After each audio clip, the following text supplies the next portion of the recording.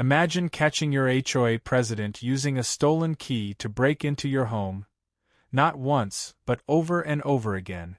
And imagine the moment she finally gets caught, covered in blue paint, every second recorded on camera for the world to see. But that was only the beginning. What started as humiliation turned into a war that would shake an entire neighborhood. If stories of revenge, justice, and karma against HOA tyrants fascinate you, make sure to subscribe. We share true-style cinematic stories like this every week, and you won't want to miss the next one. The air inside the Hilton County Community Clubhouse always carried a stale scent of burnt coffee and tension, a mixture that perfectly matched the mood of every HOA meeting. It was one of those beige rooms with no windows, buzzing fluorescent lights, and metal chairs that creaked under the weight of exhaustion and resentment. John Winters sat in the second row, shoulders squared, jaw tight, his wife Samantha beside him scrolling quietly through her phone. They never wanted to be here. Nobody ever did. But skipping these meetings meant giving people like Karen Granson, the HOA president, more unchecked power. That night, though, felt different. There was a heaviness in the air, a sharp sense that something unpleasant was about to happen. Karen stood at the podium, her blonde hair sprayed into an indestructible helmet, eyes sharp and glinting with authority. Her smile was polished, but her tone was razor-edged as she tapped the microphone and announced a new community safety initiative. John already knew what that meant, more control disguised as concern. Karen's idea: quarterly garage inspections for every home in the neighborhood. Random, mandatory, invasive. The words, routine integrity checks, rolled off her tongue like a threat wrapped in bureaucracy. Murmurs rippled through the crowd, but Karen continued unfazed. Compliance isn't optional, she said with a tone that brooked no argument. John's pulse quickened. He'd tolerated enough of her petty rules. His blue-painted front door that was one shade too dark. His tomato plants declared unapproved agricultural activity. But this was different. This was crossing a line into his privacy. He raised his hand and Karen's painted lips tightened. Everyone knew their history. The room went quiet as he stood up, voice calm but strong. He wasn't asking a question. He was drawing a boundary. "You're not coming into my garage," he said flatly. "Not now, not ever." A few brave neighbors glanced up, nodding slightly, but most kept their heads down. Karen, though, smiled, a slow, tight smile that didn't reach her eyes. "If you have nothing to hide, you have nothing to fear," she replied sweetly. The words hit him like a slap. "Then you should have plenty to fear," he muttered under his breath. When the vote passed, as everyone knew it would, Karen looked across the room and met John's gaze. Her smile curved into something dangerous, a silent promise of revenge. As he and Sam walked out into the cool night air, the streetlights buzzed softly above them, their quiet neighborhood suddenly feeling more like enemy territory. "You really did it this time," Sam said, but her tone carried pride, not blame. John didn't answer. He was already thinking ahead. He had won the argument, but deep down, he knew the war had just begun. The days that followed were unsettlingly quiet. Too quiet. Packages went missing. The morning paper disappeared. Karen's white SUV passed their house too often, too slowly. When Sam checked the security cameras, she found hours of footage. Karen's car cruising by again and again, sometimes stopping for minutes before driving off. Something sinister was building. Then came the moment that turned paranoia into proof. A strange man was caught on camera walking along their street, pausing at the side of John's house. He stared at the gas meter, fiddled for a second, then walked away. It meant nothing, until John remembered the contractor lockbox left behind weeks earlier. Inside that lockbox was a spare key. His stomach dropped. He sprinted outside with a flashlight. The box hung where it always had, but when he opened it, the key was gone. The edges were scratched with fresh pry marks. Karen had the key. It hit him with the weight of betrayal. His house, his sanctuary, was no longer safe. That night, John and Sam sat together in silence, both realizing the same thing. This wasn't just about rules anymore.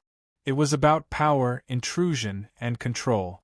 The next day, Sam pulled up digital logs from their smart lock system. One entry made her blood run cold. Manual key entry attempt failed.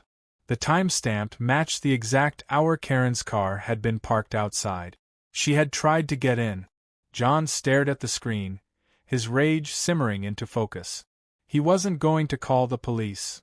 Not yet. He wanted her caught in the act. Exposed publicly. That night, in the dim glow of the garage light, John began working. Fishing line. A bucket. A hinge.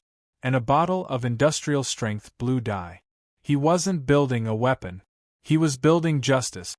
The trap would be simple. A paint-filled bucket poised above the front door, triggered by an almost invisible tripwire. A perfect, humiliating surprise for whoever dared to cross his threshold uninvited. Sam fortified the house with extra cameras, one obvious, one hidden. Together, they placed a massive warning sign next to the door. No trespassing, violators will be recorded and met with non-lethal deterrence. 4 days they waited. Then, on a calm Tuesday afternoon, it happened. Karen appeared at their door, clipboard in hand, her pristine white suit gleaming. She glanced around, then slid a key into the lock. The camera rolled. A click. A turn. The door opened, just enough to trip the line. A heartbeat later, the bucket tipped. A torrent of bright blue dye cascaded down, splattering her from head to toe. Her scream pierced the air, her perfect hair turning cobalt, her white suit ruined in seconds. The camera caught everything. Every drop, every shriek, every moment of poetic, karmic justice. And when the video went online, titled, HOA President Has a Case of the Blues, it went viral across the neighborhood overnight. Laughter, celebration, vindication.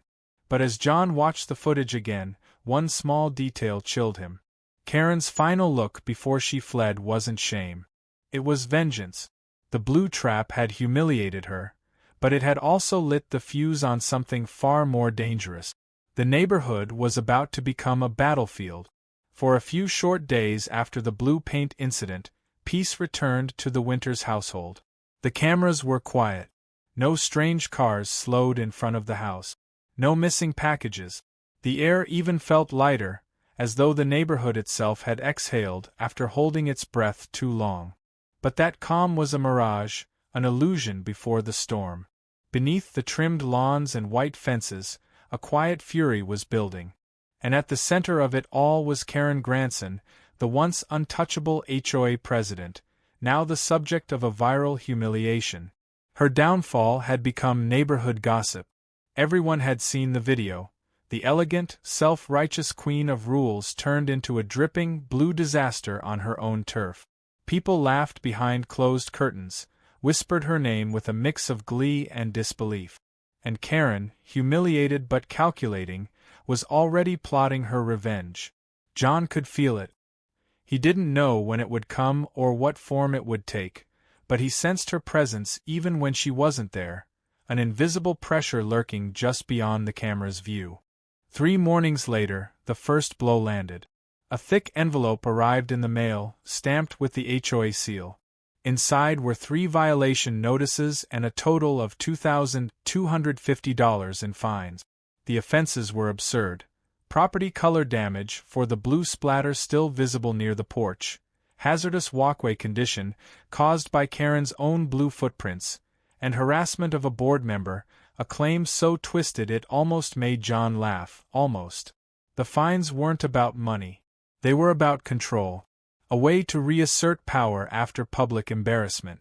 Sam, always the strategist, told John to ignore the emotional sting. They would document everything, respond formally, and gather evidence. But that night, when they checked the camera feeds again, something worse appeared. A dark SUV, unfamiliar and unmarked, had parked across the street for half an hour with its headlights off. The driver never got out. The next night, it happened again. John's sleep grew lighter, his instincts sharper. He began keeping a flashlight and a baseball bat by the bed, though he never said why out loud. On the fourth night, at exactly 12:43 a.m., the lights in their home went out. The sudden blackness was suffocating. The hum of the refrigerator died. The air conditioning stopped. The security system went silent. For a moment, the world seemed to hold its breath. Then a faint, steady vibration began beneath the floor, the hum of their backup generator kicking in. Sam had insisted on installing one years ago. That foresight would save them now. In the dim emergency light, she hurried to her workstation and pulled up the power diagnostic. What she saw chilled her. The line feeding electricity into their house had been manually disconnected at the street junction, something that required opening a locked utility box. Someone had cut their power deliberately. At dawn, John called the electric company. The representative, cheerful and oblivious, told him there had been a work order to shut off service for non-payment, filed by their property management representative. The name listed was the HOA. Karen had impersonated their management to plunge their house into darkness. It wasn't a prank anymore. It was sabotage. By noon, John had filed a fraud report and the utility company flagged their account for in-person ID only. But the damage wasn't just electrical, it was psychological. The feeling of safety inside their home had fractured. That night, they triple-checked every lock and watched the cameras until dawn. But even with all the precautions, even with every door sealed, they couldn't anticipate what came next. 2 nights later, while watching a late-night movie, the screen suddenly froze. Then, one by one, every device in the house disconnected from Wi-Fi. The signal was gone. Sam's brow furrowed. She opened her network analyzer and scanned frequencies. The result was unmistakable. A high-power Wi-Fi jammer was active nearby. The interference was strongest near the front yard. They moved cautiously, armed with flashlights and recording on their phones.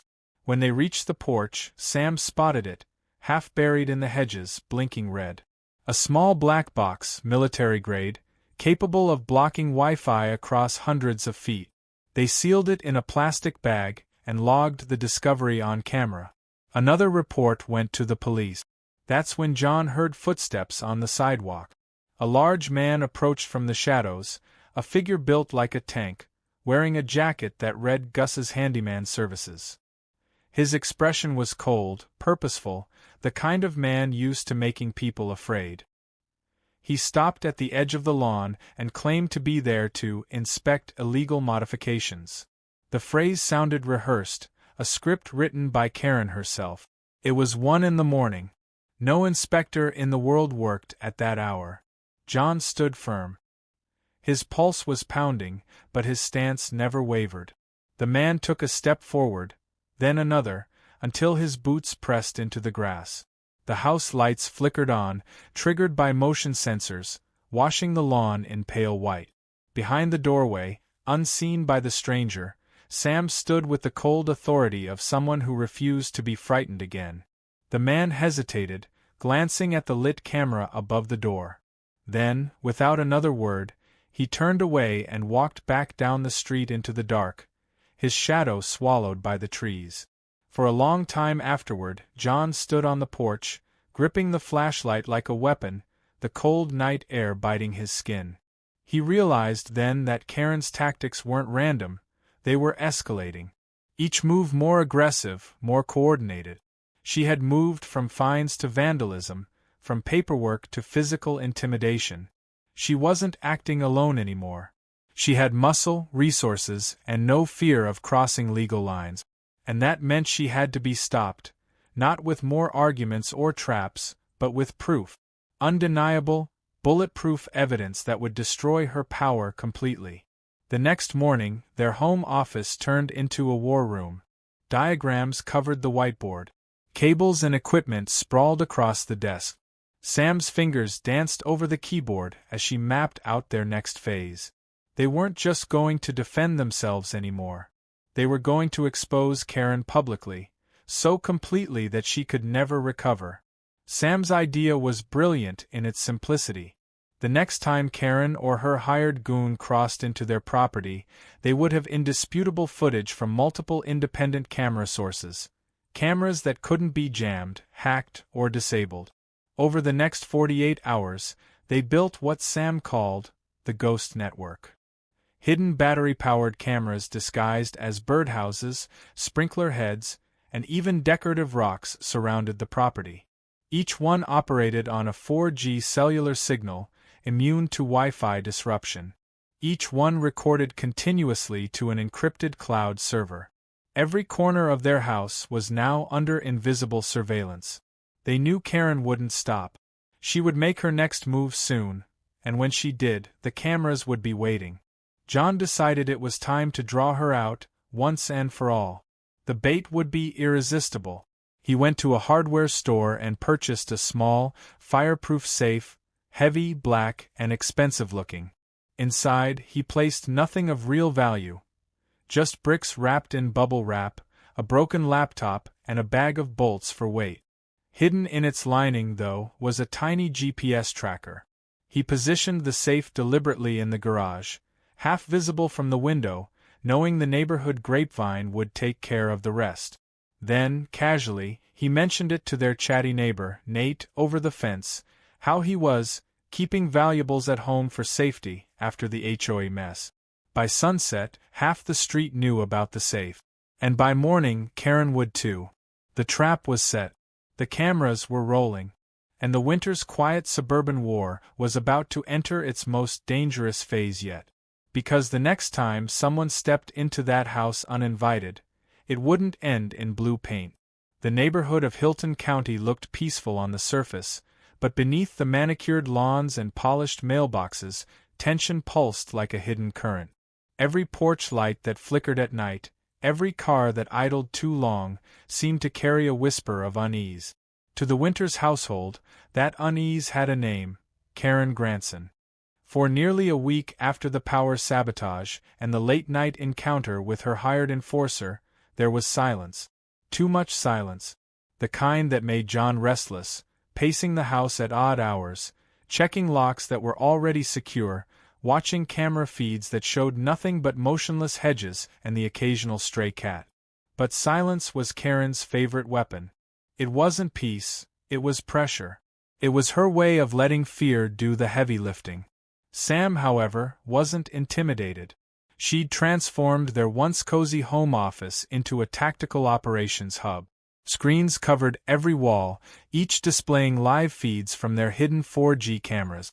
Every wire was labeled, every device secured behind encrypted password. The Ghost Network hummed quietly, immune to jammers, invisible to outside interference. And in the center of that web sat the black decoy safe, the bait they'd crafted so carefully. It rested in plain sight inside the garage, positioned beneath the single exposed window, visible enough to tempt but subtle enough to feel secret. The GPS tracker inside was active, pinging its location every 60 seconds. All they needed was for Karen, or whoever she sent, to take it. John had chosen his messenger wisely. Neighbor Nate, friendly and loose-tongued, was a one-man neighborhood news service. All it took was a casual remark about keeping valuables at home, and a half-concealed safe for the gossip machine to start churning. Within hours, the story spread down the street like wildfire. By evening, the seed had been planted in exactly the mind they wanted. And sure enough, 2 days later, their patience paid off. It was a Friday evening, the kind that draped the neighborhood in a soft orange glow. Sprinklers hissed, porch lights flicked on, and families settled into dinner routines. The Winters, dressed in evening clothes, made a deliberate show of leaving the house, locking the door, waving cheerfully to Nate, and driving off down the main street. They didn't go far. 2 blocks over, parked in the shadow of a maple tree, their car idled quietly. Inside, Sam's tablet glowed, displaying 12 synchronized live feed. A small drone, nicknamed the Wasp, hovered high above the neighborhood, its camera transmitting a bird's-eye view of the Winters property. For an hour, nothing happened. Just the usual suburban stillness. Porch lights, the distant bark of a dog, the hum of crickets. Then, at exactly 9:47 p.m., motion triggered 3 separate cameras. A dark, windowless van crept into the neighborhood with its headlights off. It slowed near the Winters' driveway and parked a few houses down, deliberately out of direct view of the porch cameras. Inside the van, the driver waited a full minute before cutting the engine. Then, the passenger door slid open. Out stepped a large man, broad-shouldered, thick-necked, wearing gloves and a cap pulled low. Even in the low light of the night vision feed, John recognized him instantly. Gus, Karen's enforcer. His heavy frame moved with practiced stealth as he crossed the street, keeping to the shadows, glancing up and down the block. In his gloved hand gleamed the faint outline of a crowbar. The back camera caught him slipping through the side gate and disappearing into the yard. Inside the car, John's knuckles whitened on the steering wheel. Every instinct screamed to act, to confront, to protect, but Sam's calm hand on his arm anchored him. Wait, her eyes seemed to say. Let him finish the job. For the next 5 minutes, they watched the silent ballet unfold. The garage camera showed Gus prying open the side window, forcing his way inside with the precision of someone who had done this before. Tools first, flashlight second, movements confident and efficient. Then came the real moment, the safe. He found it within 2 minutes, kneeling beside it, inspecting its weight and handles. He didn't waste time wondering what was inside. To him, this was a payday. He wrestled the heavy box onto a dolly, muscles straining, and began dragging it back through the yard. The backdoor camera caught every second, the scrape of metal, the shift of shadows, the slow roll of stolen bait across the lawn. Then, as if swallowed by darkness, Gus disappeared into the van. The doors shut, the engine started, and the van rolled quietly away into the night. John exhaled for the first time in what felt like hours. But the tension didn't ease, it sharpened. Because now, finally, the hunt was on. The GPS tracker pulsed to life, the tiny blinking dot on Sam's tablet beginning to move. It drifted down the main road, turning past the gas station, crossing the city boundary. Sam zoomed out on the map. The signal stopped briefly near an industrial area, then resumed, finally coming to rest in the most unexpected place, a rundown strip of commercial buildings near the edge of town. One name appeared on the map overlay: Honest Abe's Pawn and Loan. It was almost laughably cliché. John's anger cooled into cold, precise focus. Gus had done the dirty work, but Karen had orchestrated it. And now, through the safe's tracker, they had a direct trail leading to her criminal network. By morning, the Winters had their plan. They waited until Honest Abe's opened its gates for business. The Ghost Network's data was secure, the footage backed up in multiple encrypted files. They walked in calmly, every movement calculated, every piece of evidence ready. Behind the counter stood a tired-looking man with a ponytail and an expression that flickered between boredom and suspicion. He didn't know it yet, but the video footage from the Winters cameras, Gus breaking in, hauling the safe, loading it into the van, would soon be on file with the county police. The pawnshop clerk cracked first, just as they knew he would. In a matter of minutes, he led them to a back room cluttered with old electronics and dusty instruments. And there, sitting on a shelf between a trumpet and a set of used drills, was the safe. Untouched. Unopened. The GPS tracker inside still pinged steadily, a silent witness to every mile it had traveled. They reclaimed it legally, securing both a receipt and a copy of the pawnshop's security footage, which captured Gus's face in full view. The evidence was piling up, each piece sharper than the last. But Sam wasn't satisfied with just proving the theft. She wanted to tie the entire web together, to show that Karen herself was directly connected to every layer of harassment, from the stolen key to the break-in. That evening, she combed through the original blue paint footage in painstaking detail. Frame by frame. At the precise moment Karen was drenched, Sam froze the video. There, amid the splash of cobalt chaos, was the clipboard she'd been holding, a glossy leather planner, now marred by a distinct, starburst-shaped stain of blue dye. That stain was unique, irrefutable. 2 days later, the proof appeared again, this time online. On the HOA's official Facebook page, in a photo from a local charity event, Karen stood smiling with her cronies, holding that same planner. And on its lower corner, faint but unmistakable, was the same blue mark. Sam captured the post, time-stamped it, and filed it among the growing evidence archive. At that point, what had begun as neighborhood drama had evolved into a meticulously documented criminal case. But there was still one piece missing: the human cost. The people Karen had hurt beyond the Winters household. Over the next week, John went door to door, talking to neighbors. At first, they were hesitant, afraid, wary, beaten down by years of petty fines and threats. But when he told them what had happened, the lockbox, the sabotage, the paint trap, they started to open up. One by one, stories spilled out.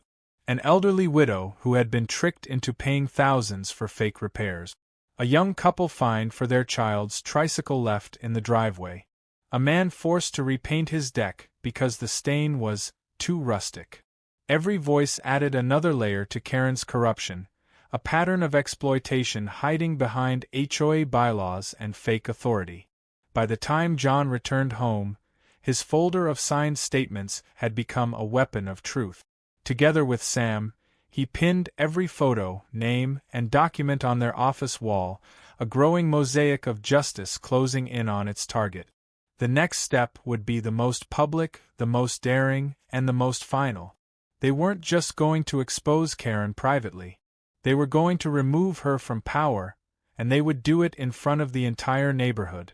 The evidence wall in John and Sam's office had grown into something monumental, a collage of printed screenshots, signed affidavits, photos, and documents pinned beneath taut strings of red thread. Every connection, every victim, every violation of trust radiated from a single name at the center: Karen Granson. It was no longer a personal feud. It was a case study in control, intimidation, and the quiet tyranny of a self-appointed queen. Sam stood before the wall like a general reviewing her battlefield.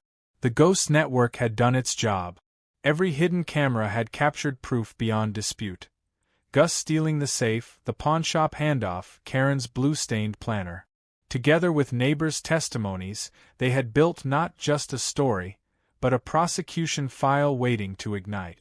But for the Winters, justice wasn't only about police reports and case numbers. It was about restoring dignity to a neighborhood that had been ruled through fear. Karen's downfall had to be public, undeniable, and irreversible. That's when Sam found it, the forgotten clause in the HOA's dense, dusty binder of bylaws. Article 9. Emergency removal of a board member. It was simple in wording but powerful in potential. If 25% of homeowners signed a petition demanding a recall vote, the board was legally required to schedule a public meeting within 10 days. That clause became their sword. John took to the streets again, this time not as a victim, but as a messenger of rebellion. The same neighbors who once kept their heads down now opened their doors to him. He spoke of evidence, of courage, of Mrs. Gable, the elderly widow who had been scammed under the guise of attic safety inspections. Her story spread faster than gossip. It hit something deep within the community, a moral nerve that even years of fear couldn't numb. One by one, hesitant hands took the pen. Signatures filled the petition sheets faster than anyone expected. They needed 40 names. They got 62. That single stack of papers carried more power than any bylaw Karen had ever written. It was the voice of an entire neighborhood saying enough. Sam prepared the official recall notice, citing the bylaw clause in precise legal language. They posted it on the HOA bulletin board at dawn, covering one of Karen's glossy flyers for her upcoming patriotic pet parade. The symbolism wasn't lost on anyone who walked by that morning. The meeting was set for Thursday evening, 1 week later. In the days leading up to it, the air around Hilton County felt electrically charged. Conversations in driveways hushed when cars drove by. Curtains fluttered with movement. The HOA's once smug board members avoided public eye contact. Karen herself retreated into calculated silence. Her white SUV still prowled the streets, but not as often. When it did, it moved slower than before, like a predator nursing a wound, watching, waiting. The day of the meeting arrived heavy with anticipation. The community clubhouse, usually half empty and lifeless, was packed beyond capacity. Neighbors who hadn't attended an HOA session in years filled every chair, lined the walls, even stood shoulder to shoulder in the doorway. The air was warm, buzzing with whispers and nervous energy. At the front table, Karen sat rigid, flanked by her two loyal board members, Barry and Linda. Both avoided eye contact with the crowd. Karen's posture was impeccable, but her face betrayed cracks beneath the perfection. Eyes ringed with sleeplessness, jaw locked tight, the faint tremor of rage she couldn't disguise. The recall notice was taped to the wall behind her, highlighted in yellow. There was no denying its legality. When the gavel struck wood, the noise didn't command respect, it startled.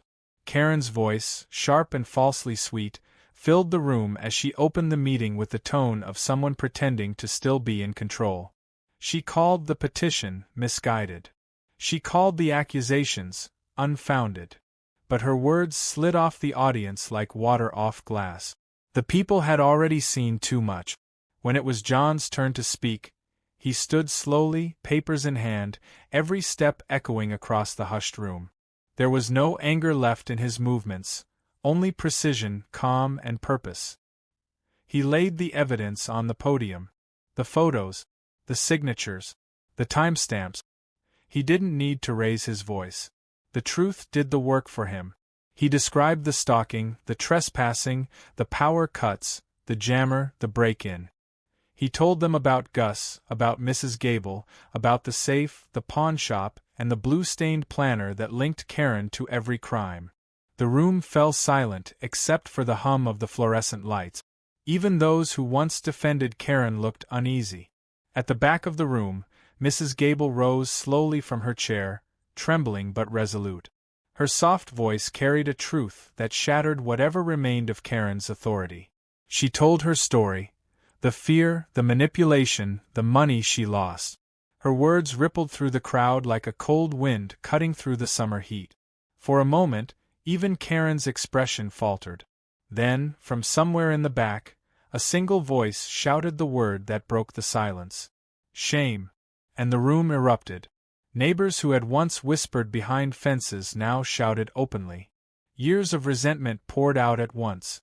Stories overlapped, accusations collided, and the sterile little clubhouse transformed into a storm of long-suppressed truth. Karen's face drained of color. She pounded the gavel, demanding order, but the sound was swallowed by the uproar. It was over, and she knew it. Then, in a moment of desperation, she gestured to the door. From the shadows stepped Gus, towering and grim, his presence alone enough to still part of the chaos. He began moving down the aisle, his intention clear, to intimidate, to restore Karen's dominance through fear. But the crowd wasn't afraid anymore. Every eye turned toward him, not in submission, but in collective defiance. As he neared the front, fate decided the moment's poetry.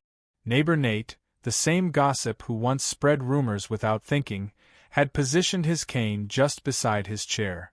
When Gus's boot caught it, his balance faltered. The giant stumbled forward, crashing into a table loaded with coffee and donuts, sending powdered sugar and lukewarm liquid splattering across the floor. The room exploded with laughter, pure, cathartic laughter that stripped Karen of the last remnants of her control. Her empire, built on fear and intimidation, collapsed in an instant of slapstick humiliation. When order finally returned, the damage was irreversible. The recall vote was officially scheduled for 10 days later, to be held at the upcoming neighborhood block party, where attendance was mandatory. Karen's reign would end not behind closed doors, but under open sky, in full view of the people she had ruled. As the crowd began to disperse, Karen pushed through the throng, her face pale with fury. She stopped inches from John, her voice low, her words trembling, not from weakness but from venom. Though the room buzzed around them, her final glare was silent and lethal. It wasn't surrender, It was a promise. John had seen that look before. It was the same expression she'd worn after the blue paint incident, cold, unblinking hatred behind the mask of civility. She would not go quietly. She would strike again. And whatever she was planning next, it would be her last stand. The recall meeting had shattered Karen's illusion of control, but humiliation never broke her, it hardened her. In the quiet days that followed, Hilton County simmered like a pot left unattended, the surface calm but the contents boiling unseen. Karen Granson vanished from public view. Her SUV no longer patrolled the streets, her porch lights stayed dark, and the cheerful newsletters she once delivered every week stopped arriving. To the average neighbor, it seemed like she was retreating, licking her wounds. But to John and Sam, silence had become her signature warning. They knew she was planning something. They just didn't know what. By midweek, the first signs appeared. Small, precise, targeted acts meant to remind everyone that Karen still had reach. The winter's mailbox was pried open, their mail soaked in a foul-smelling chemical. The next morning, a notice of pending lien appeared taped to their door, an official-looking paper printed on HOA letterhead, threatening foreclosure for failure to comply with community ethics standards. It wasn't legally binding. It was psychological warfare. Across the neighborhood, similar letters began showing up. Anyone who had signed the recall petition found some kind of punishment waiting for them. A fine. A notice. A complaint about weeds, porch lights, or garbage bins placed an inch too far from the curb. It was as if Karen had a list, and she was checking it twice. Her loyalists, those two remaining board members, had become her silent enforcers. They moved like ghosts through the neighborhood at night, taking photographs of driveways and backyards, slipping warning notes under doors. The community that had once united against Karen began to crack under the pressure. Fear returned, slow and creeping. That was exactly what she wanted. Sam, however, was relentless. She treated every incident as another thread of proof. Each fake lien, each fine, each time-stamped photo, all collected, categorized, and preserved in their evidence database. She began corresponding with an attorney specializing in HOA abuse cases, feeding him information piece by piece. Meanwhile, John noticed something different. The tone of the HOA's communication had changed. Emails once sent from the official HOA address now came from a new, unregistered domain, hiltoncivictrust@gmail.com. That meant Karen had been locked out of the legitimate system after the recall filing and had started operating unofficially, through back channels. It also meant she was desperate. Then came the night when desperation turned dangerous. It was 2 days before the scheduled recall vote. The sun had long set, and Hilton County was wrapped in the hum of crickets and the distant whir of air conditioners. John was reviewing footage from one of the perimeter cameras when a flicker caught his eye, movement along the fence line. A figure. Tall. Moving with purpose. He zoomed in. The infrared lens sharpened. It wasn't Gus. It wasn't one of Karen's lackeys. It was Karen herself. She was wearing dark clothing, a hood pulled low, her face illuminated briefly by the faint glow of a phone screen. She was holding something metallic, small, reflective. John's pulse quickened as he watched her approach the back of his property. She moved quietly, crouching near the electric meter box, the same area where someone had tampered with their power weeks before. Sam joined him, eyes narrowing at the feed. The device in Karen's hand looked like a small signal jammer, but more compact, high-end, almost professional. She clipped it to the side of the meter box and stepped back, watching the faint blue LED blink to life. The cameras recorded everything. Then, she turned her head, straight toward the lens, as though she somehow knew exactly where it was. For a heartbeat, her expression was visible. It wasn't rage. It was satisfaction, cold, deliberate, triumphant. And then she walked away. Within seconds, several cameras blinked offline. One after another, the feeds went dark. But it didn't matter. The ghost network's redundancies kicked in, rerouting through hidden devices she couldn't reach. Every frame, every second was safely stored. John didn't confront her that night. He didn't even step outside. He knew better. Confrontation was what she wanted. A reaction, something emotional, something she could twist. Instead, he waited, calm and methodical, letting her dig her own grave one action at a time. By morning, Sam had already downloaded the footage and backed it up on 3 separate servers, including one tied directly to the county sheriff's office email. She also traced the jammer's manufacturer and confirmed it was illegal for civilian use. That single fact turned Karen's petty harassment into a potential federal offense. The next 48 hours passed in thick, watchful silence. The neighborhood buzzed with gossip, the story spreading faster than any of Karen's newsletters ever had. Everyone knew the recall vote was coming. Everyone knew Karen had gone too far. But she wasn't finished. On the eve of the vote, she made her most brazen move yet.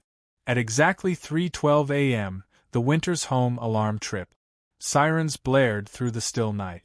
Sam jolted awake, racing to her monitor as motion alerts flooded in. Camera feeds showed shadows darting across the side yard, 2 figures this time, not one. One held a flashlight.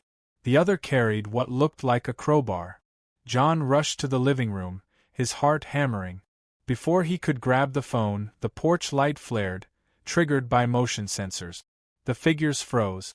Then, in perfect clarity, the front-facing camera caught them. Karen and Gus. Her once flawless hair was disheveled, her eyes wild with fury. Gus's expression was blank, mechanical. They weren't there to vandalize. They were there to retrieve something, perhaps destroy evidence, perhaps disable cameras. They didn't get the chance. From across the street, floodlights burst to life. The Winters had coordinated with 2 supportive neighbors to create a perimeter response plan. As soon as the alarm triggered, every motion light in a 50-yard radius illuminated at once, bathing the scene in harsh white light. The street erupted with noise, barking dogs, slamming doors, startled voices. Karen froze in the glare like a thief caught under a spotlight. For a moment, time hung suspended. Her mouth moved, shouting something unheard over the alarms, her face twisted into a mask of panic and rage. Then, realizing she was surrounded, she bolted. Gus followed, clumsy under the blinding light. They fled down the street, disappearing into the night, but not before every angle of their faces was captured in crystal-clear footage. The Ghost Network had them. By sunrise, that footage was already in the hands of law enforcement. The county sheriff's deputies arrived mid-morning, calm and efficient. They reviewed the recordings, took statements, and sealed off the tampered meter box as evidence. For the first time, the Winters didn't feel afraid. They felt vindicated. Word of the break-in spread like wildfire. By afternoon, every resident in Hilton County knew the truth. Their HOA president had been caught trespassing on private property, caught on camera, caught in her own lies. When the recall vote came the next evening, it wasn't just a vote. It was a reckoning. The stage was set. The crowd would be larger than ever. And this time, Karen wouldn't be able to hide behind bylaws or intimidation. Her downfall was about to happen in the open, before every eye she'd ever tried to control. The morning of the recall vote dawned clear and bright, the kind of late summer day that would normally invite calm, birds singing, lawns glistening with dew, the slow rhythm of suburban life undisturbed. But Hilton County was anything but peaceful. The entire neighborhood was alive with whispers. Cars lined both sides of the street near the community park. Clusters of neighbors gathered in driveways, their tones hushed, their eyes alert. For the first time in years, the community wasn't gathering for a barbecue, a parade, or one of Karen's polished community bonding events. They were gathering to remove her from power. The recall vote was set to be held at the neighborhood's Central Park Pavilion, a neutral space chosen to prevent any manipulation. Folding chairs had been arranged in tidy rows under the wide white canopy, the same place where Karen once hosted her self-congratulatory holiday brunches. Now it looked like a courtroom waiting for judgment. The county sheriff's office had dispatched 2 deputies to maintain order. Their presence gave the event an air of quiet authority. Every camera in the area was rolling. News had spread beyond the HOA borders, and local reporters had caught wind of the suburban scandal that went viral. By 5 o'clock, nearly every homeowner in Hilton County had arrived. And then, amid the murmurs, a white SUV turned the corner. Karen Granson stepped out slowly, dressed not in her usual power suits but in muted gray, as though trying to appear humble. Her once impeccable hair was pulled tightly back, her face pale beneath layers of foundation. The faint, stubborn trace of blue dye still clung to her fingertips, a mark she could never quite erase. She walked forward flanked by her 2 remaining allies, Barry and Linda, both visibly uneasy. Behind her, the air seemed to thicken, the quiet hiss of whispered resentment following her every step. At the front of the pavilion, a long table held the voting materials: printed ballots, clipboards, and a large transparent box where each vote would be dropped. Beside it sat an independent observer from the county administration, ensuring that every procedure followed the law. For once, the rules wouldn't be twisted in Karen's favor. John and Sam stood near the front row, calm but resolute. They weren't there to gloat, they were there to finish what they'd started. Around them, the neighbors they'd once known only by passing nods now stood united, quiet, waiting. The air carried that rare, heavy stillness that precedes a decisive moment. When the event began, Karen took the microphone first, her voice trembling just slightly, betraying cracks beneath the rehearsed composure. She spoke of misunderstanding, of overreactions, of how social media had distorted the truth. She called the blue paint trap an accident, the power outages coincidence, and the burglary footage deeply misleading. Her words fell flat. Every sentence sounded like it was being spoken through water, muffled and weightless against the tide of reality. The crowd didn't boo or shout, they simply watched, silent and unmoved. The power she had once wielded through intimidation had evaporated in the light of collective truth. When she finally stepped back, John approached the podium. There was no anger in his expression, only steady conviction. He carried a folder, the same thick, worn binder of evidence that had grown heavier with every chapter of this war. He laid it open for all to see. Photo by photo, page by page, he displayed the evidence. Karen's trespassing on camera, the signal jammer, the forged HOA letters, the illegal fines, the stolen key, the blue-stained planner. Each proof landed like a stone dropped into still water, rippling through the crowd in widening circles of shock and recognition. Then came the final blow. Sam, standing quietly beside the projector, played the last piece of footage, the grainy, undeniable clip of Karen and Gus breaking into their home just 3 nights prior. The sirens blaring, the floodlights igniting, her face twisted in fury before the flight. The crowd gasped.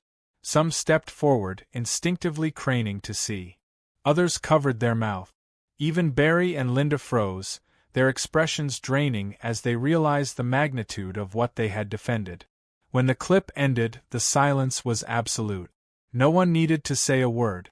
The observer from the county administration stood, nodded solemnly, and opened the floor for the vote. Ballots were passed row by row, the quiet scratching of pens against paper filling the air. Each ballot slipped into the transparent box like the sound of chains breaking. Karen sat motionless, her eyes fixed on some invisible point in the distance. Every now and then, she blinked hard, as if trying to wake from a nightmare that refused to end. When the last ballot fell, the official stepped forward to count. The total took only minutes, but it felt like hours. When the final number was read aloud, it echoed like thunder through the pavilion. 84 votes for removal. 2 against. Karen Granson was officially recalled as president of the Hilton County Homeowners Association. The announcement drew a sound unlike any the neighborhood had heard before, a collective exhale, a wave of applause mixed with relief, joy, and disbelief. Neighbors who had avoided one another for years embraced. Mrs. Gable wiped tears from her eyes. Nate laughed out loud, the sound carrying through the warm air like the breaking of a spell. John turned toward Sam, their shared glance saying more than words ever could. They had done it. But amid the celebration, Karen rose slowly from her chair. For a brief, chilling moment she simply stood there, silent, the crowd's cheers fading around her. Her face, pale and rigid, looked almost ghostly under the sunlight. Her eyes scanned the people before her, the same neighbors she had ruled over, fined and bullied. Then she smiled. It wasn't a smile of surrender. It was thin, sharp, dangerous.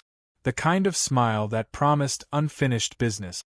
Without a word, she turned and walked toward her SUV. The deputies followed discreetly, watching her every step. The engine roared to life, the vehicle reversing fast, tires screeching briefly against the pavement before disappearing down the road.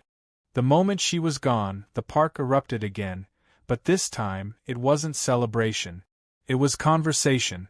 People whispered, speculated, exchanged looks that blended victory with unease.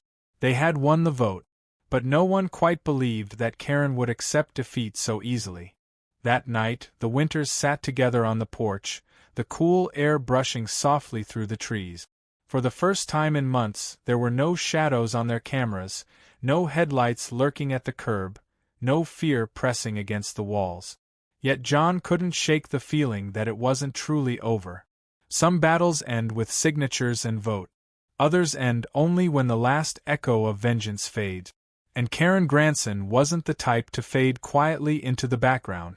Far away, on the edge of the county line, her white SUV idled in the dark. The glow of her phone illuminated her face as she typed a message to someone unseen. The name on her screen was short. Familiar.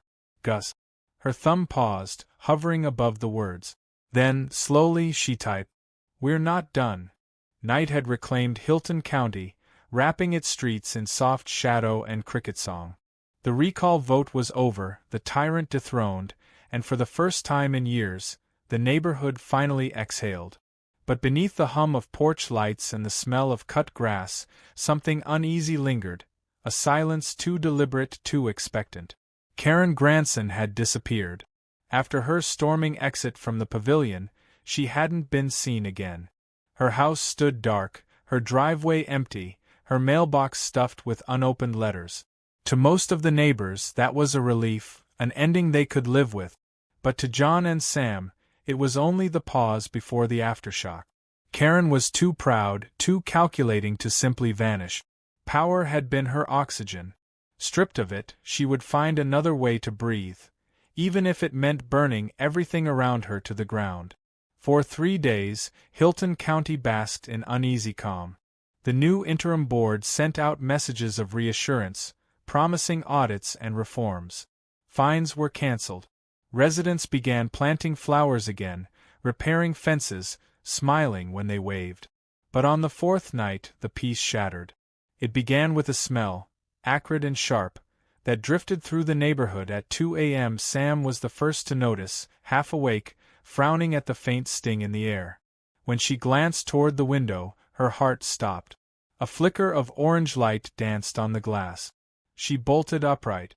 Outside, the world was glowing. At the far end of the cul-de-sac, flames were climbing the side of a garage, fast, violent, eating through wood and vinyl siding.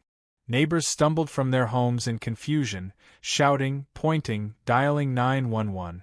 The fire roared louder, crackling through the still air like a living thing. John ran outside barefoot, adrenaline flooding his veins. But even from a distance, he saw it. The target wasn't random. It was the home of the new acting HOA treasurer, the woman who had replaced Barry after his quiet resignation. Within minutes, fire trucks screamed down the street, lights painting the night in blue and red. The air filled with smoke, shouts, the hiss of pressurized water. By the time the blaze was controlled, the garage was gone, blackened to its bones. The official report the next morning called it electrical malfunction. But Sam's cameras told another story. One of their wide-angle ghost network feeds, positioned on a lamppost facing the intersection, had captured everything. At 1:42 a.m., A white SUV had rolled slowly into the street. The headlights were off. A figure stepped out, carrying a small canister. They approached the side of the treasurer's garage, poured a dark liquid along the base, and tossed something small, a spark, a flare, a chemical fuse. The fire had started exactly 15 seconds later. Though the figure's face was obscured, there was no mistaking the stance, the movements, the precision. It was Karen. The video evidence left no room for doubt. She wasn't done retaliating. She was escalating, turning from harassment to arson, her obsession consuming the last remnants of reason. By dawn, the video was already in the hands of the authorities. This time, it wasn't a neighborhood complaint. It was a criminal investigation. The sheriff's office issued a warrant. But Karen, ever one step ahead, had already vanished again. Her house, when searched, revealed a scene that chilled even seasoned officers. Papers burned in the sink. Shredded documents in garbage bags. The hard drive of her computer gone. In her kitchen, a corkboard covered in photos and notes remained, with John and Sam's house circled in red. She had turned her fixation into obsession. For the next week, Hilton County became a fortress.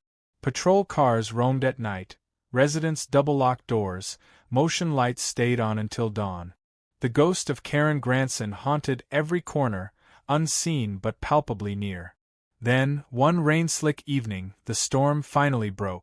John and Sam were in the living room, the steady sound of rain pattering against the windows, when the power flickered once, then died. The air filled with that too familiar silence. They both froze. The backup generator kicked in seconds later, flooding the house with low amber light. Sam opened the security console, her pulse pounding. Every feed from the ghost network was active, except one. The driveway camera. John grabbed his flashlight and moved toward the door. The rain outside was heavy, curtains of silver under the flickering street lamp. His breath came in short, controlled bursts. Then, from the darkness, a shadow moved. A shape detached itself from the hedge, human, soaked, silent. Karen. Her hair hung in tangled strands, her clothes plastered to her skin, her eyes wild with the hollow gleam of obsession. In one hand, she held something metallic. A hammer. She stepped forward, the mud sucking at her shoes. Her lips were moving, but the rain drowned the words. John didn't move. Behind him, Sam reached quietly for the emergency phone, dialing with trembling fingers. Lightning flashed. For an instant, the world froze in white light.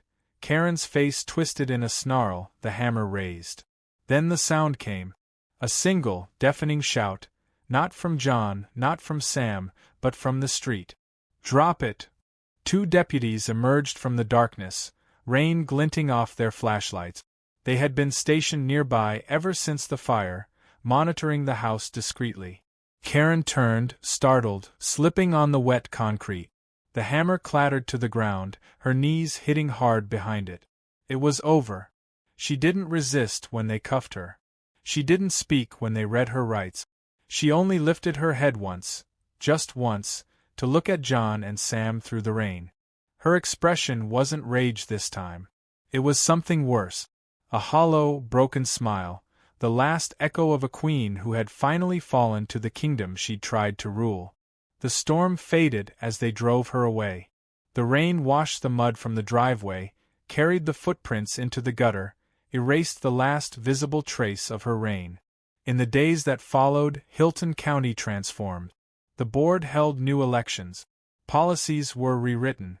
People who had once lived like prisoners behind perfect fences began waving to each other again, sharing barbecues, fixing what had been broken.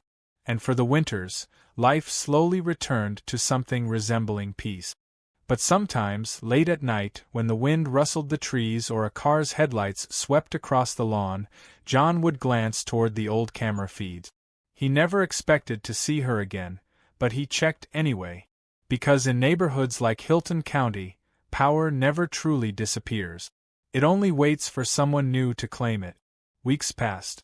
The storm that had consumed Hilton County finally began to quiet. The gossip, once deafening, softened into murmurs, then faded into memory. The neighborhood, for the first time in years, began to heal. The once feared name of Karen Granson was now spoken only in whispers, if at all. Her white SUV was gone, her perfectly manicured lawn overgrown with weeds, her house sealed behind police tape that fluttered faintly in the wind. It stood like a monument to what unchecked control and pride could destroy, silent, empty, and forgotten. The legal process moved slowly but decisively. Karen faced a long list of charges: breaking and entering, property damage, tampering with electrical utilities, harassment, and finally, attempted arson. Gus's cooperation, driven by self-preservation, ensured her conviction.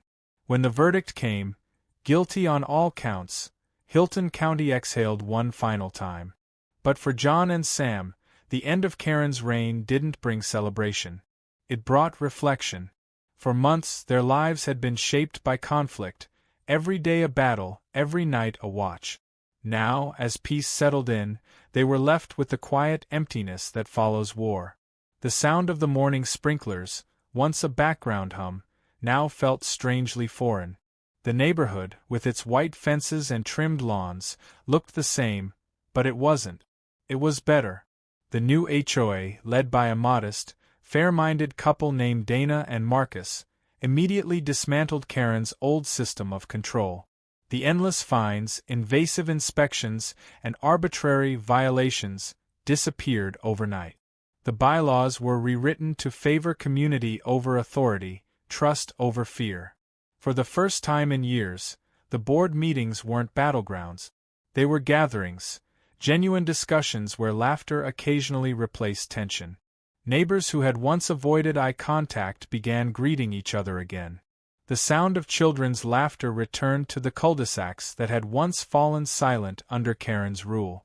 One Sunday afternoon, a few months after the trial, the neighborhood organized a small celebration, not to commemorate victory, but renewal. Folding tables lined the park pavilion where the recall vote had taken place, now decorated with balloons and picnic dishes. The same place where judgment had fallen now echoed with laughter and the sizzle of barbecue grills. Mrs. Gable sat in the shade, her wrinkled hands folded, smiling softly at the sight of children running barefoot through the grass. She'd donated a bench to the park, a small wooden seat engraved with the words, "For those who stood their ground." When John and Sam arrived, the crowd greeted them like old friends.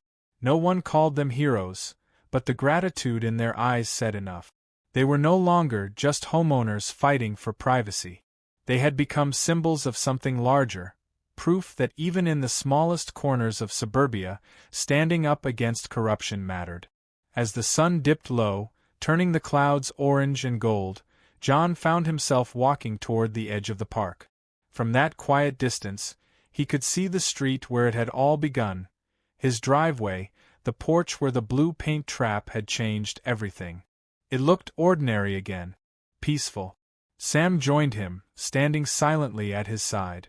The breeze carried faint traces of grilled food and laughter, mingled with the familiar hum of summer cicadas. For a long while, neither of them spoke. They didn't need to. That house, once a fortress, had become a home again. Later that evening, after the celebration ended and twilight deepened into night, they returned home. The porch light glowed softly. The ghost network cameras still worked, though most were now turned off, symbols of safety, not paranoia. Inside, the walls were clean of evidence boards, the desks cleared of documents. Life had resumed its quiet rhythm. And yet, in one corner of John's desk, a small framed photo stood, the image that had changed everything. Karen Granson, frozen in time, drenched head to toe in cobalt blue, her expression caught between shock and fury. It wasn't displayed out of spite. It was there as a reminder that power, when misused, always collapses on itself. That night, the rain returned, soft, cleansing rain that whispered against the roof like the sigh of a story finally ending. Outside, the neighborhood lights shimmered through the drizzle, warm and steady. The lawns glowed green beneath the lamplight, and the faint scent of wet earth drifted through the open window. For the first time in what felt like forever, John and Sam slept without fear. Their home, once violated, once under siege, stood in perfect stillness. And across Hilton County, the hum of the sprinklers, the rustle of trees, and the quiet laughter of distant neighbors wove together into something that had been missing all along.